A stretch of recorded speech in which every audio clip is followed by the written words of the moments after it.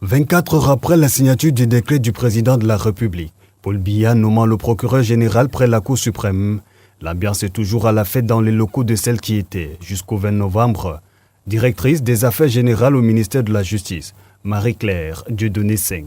Le chef de l'État lui-même a donné le sens.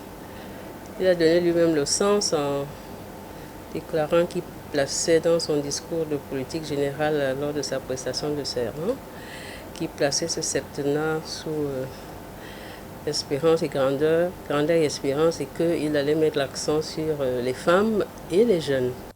La décision du chef de l'État à ouvrir les portes du parquet de la plus haute juridiction à cette magistrate hors hiérarchie est saluée comme un acte à la fois historique et symbolique. Qui suis-je?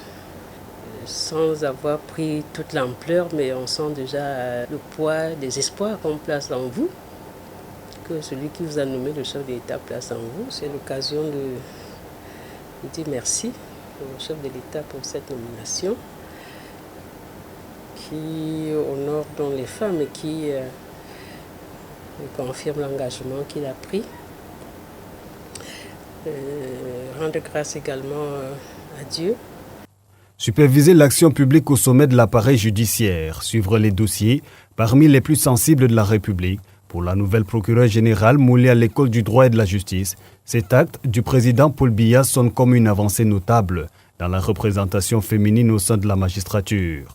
Un signal fort également pour la place accordée aux femmes et aux jeunes dans ce septennat. Je suis depuis 5 ans directeur des affaires générales. De vivant, c'était également dans les mêmes termes. Je disais au chef d'État merci parce que je me demandais d'où ça me sort. C'était aussi la même surprise, les mêmes enjeux. Et avant ça, j'ai fait 19 ans à l'inspection générale des services judiciaires.